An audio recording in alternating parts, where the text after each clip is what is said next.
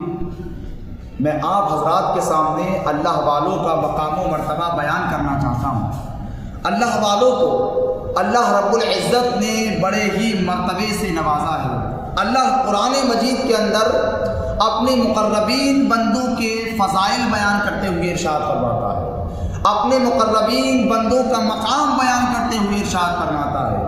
الا ان اولیاء اللہ لا خوف علیہم ولا هم یحزنون، کہ یہ اللہ کے وہ مقرب بندے ہیں جب قیامت کے دن لوگ قیامت کی دہشت سے، قیامت کی وحشت سے گھبرا رہے ہوں گے، جب لوگوں کے چہرے قیامت کے خوف سے اترے ہوئے ہوں گے، جب لوگوں کے چہرے قیامت کی ہولناکی سے مرجھائے ہوئے ہوں گے، اس وقت ان اللہ والوں کے چہرے خوشی سے دمک رہے ہوں گے۔ انہیں قیامت کی ہولناکی کا کوئی خوف اور کوئی رنج نہ ہوگا۔ یہ اللہ والوں کی کل قیامت کے دن شان ہوگی کہ دنیا گھبرا رہی ہوگی، اللہ والوں کے چہرے خوشی سے دمک رہے ہوں گے، انہیں قیامت کی ہولناکی کا کوئی خوف اور کوئی رنج نہ ہوگا۔ معزز سامعین و حاضرین،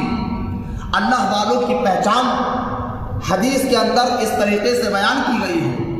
امام ابو یعلا نے بھی اس حدیث کو روایت کیا ہے، امام ابو نعیم نے بھی اس حدیث کو روایت کیا ہے۔ حضور فرماتے ہیں کہ جس کا چہرہ دیکھ کر تمہیں اللہ کی یاد آ جائے وہ اللہ کا ولی ہے۔ اور ایسا ہوتا ہے جب ہم اللہ والوں کی بارگاہ میں جاتے ہیں، جب ہم اللہ والوں کی بارگاہ میں حاضر ہوتے ہیں، جب ان سے ملاقات کے لیے جاتے ہیں، تو ہم دیکھتے ہیں کہ ہمیں ان کا چہرہ دیکھ کر ہمیں یہ یاد آتی ہے کہ یہ اللہ کا ولی ہے، یہ اللہ والا ہے، اس کا تعلق اللہ سے جڑا ہوا ہے، اس نے اپنی لو اللہ سے لگا لی ہے، اسی وجہ سے اس کا چہرہ نور سے دمک رہا ہے۔ تو پتہ یہ چلا کہ اللہ والے کا چہرہ دیکھ کر ہمیں اللہ کی یاد آتی ہے، اس لیے ہم اللہ والوں سے ملنے کے لیے جاتے ہیں۔ دوسری پہچان حدیث کے اندر یہ بتائی گئی ہے کہ جس کی گفتگو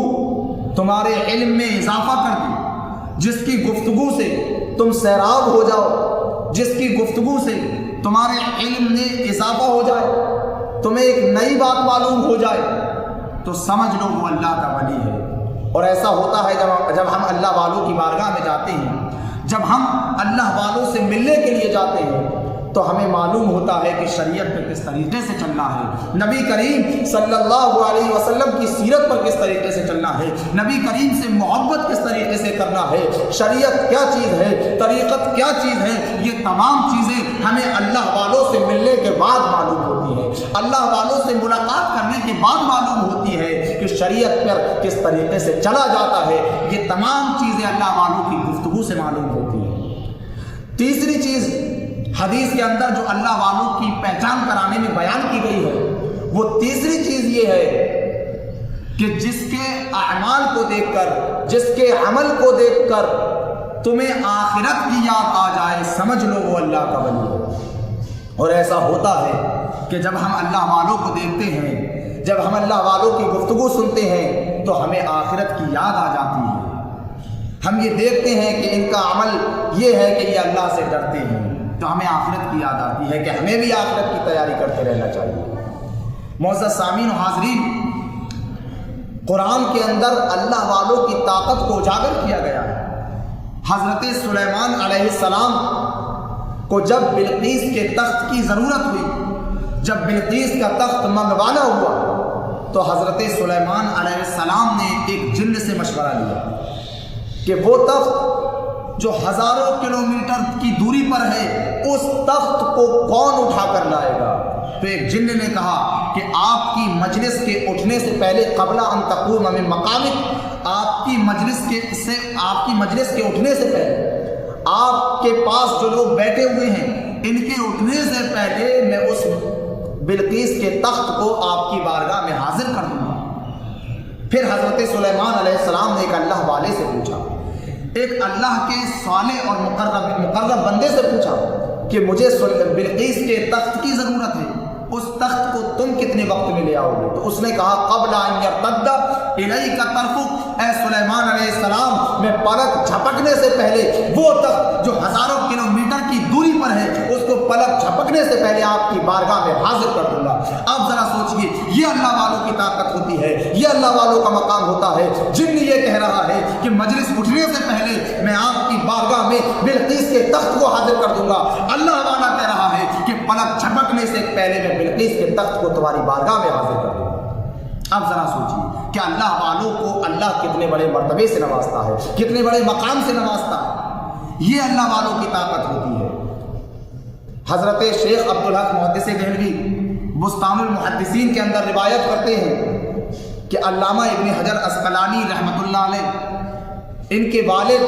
حضرت شیخ ثنا قبری رحمۃ اللہ علیہ کی بارگاہ میں حاضر ہوئے اور عرض کرنے لگے کہ حضور عرصہ گزر گیا، میری کوئی اولاد پیدا نہیں ہو رہی ہے، اگر کوئی اولاد پیدا ہوتی ہے تو اس کا انتقال ہو جاتا ہے، آپ دعا فرما دیجئے کہ اللہ رب العزت مجھے اولاد نرینہ عطا فرما دے، مجھے اولاد سے نواز دے۔ حضرت شیخ ثنا قبری رحمۃ اللہ علیہ نے دعا فرمائی اور اس دعا کی قبولیت کا نتیجہ یہ ہوا، وہ دعا اللہ کی بارگاہ میں ایسی مقبول ہوئی کیونکہ ایک اللہ والے کی زبان سے نکلی تھی، اللہ نے اس دعا کو رد نہیں کیا بلکہ وہ دعا اللہ کی بارگاہ میں ایسی مقبول ہوئی۔ اس دعا کا نتیجہ یہ ہوا کہ حضرت علامہ ابن حجر عسقلانی رحمۃ اللہ علیہ پیدا ہو گئے، آپ کی پیدائش ہوئی اور آپ اتنے بڑے عالم بنے کیونکہ ایک ولی کی دعا سے پیدا ہوئے تھے، اتنے بڑے عالم بنے کہ اگر آپ کسی حدیث کے بارے میں یہ کہہ دیں کہ یہ حدیث میں نے اس کتاب میں نہیں پائی تو آپ ڈھونڈتے ڈھونڈتے تھک جائیں گے، وہ حدیث اس کتاب میں مل نہیں سکتی۔ یہ علامہ ابن حجر عسقلانی کے علم کا یہ علامہ ابن حجر عسقلانی کے علم کا تقاضا ہے، یہ علم ہے علامہ ابن حجر عسقلانی رحمۃ اللہ علیہ۔ اب ذرا سوچیں کہ اللہ والوں کو اللہ نے کتنے بڑے مرتبے سے نوازا ہے۔ وہ جو دعا کر دیں اللہ اس کو قبول کر لیتا ہے، وہ جو کہہ دیں اللہ اس کو پورا کر دیتا ہے کیونکہ ان کا تعلق اللہ سے جڑا ہوا ہے، ان کا تعلق اللہ سے مضبوط ہے۔ معزز سامعین و حاضرین، اسی طریقے سے ابن عربی ایک بہت بڑے عالم گزرے ہیں۔ ابن عربی کے جو والد تھے ان کے یہاں بھی کوئی اولاد پیدا نہیں ہو رہی تھی، انہوں نے حضور غوث اعظم رضی اللہ تعالیٰ عنہ کی بارگاہ میں حاضر ہو کر التجا کی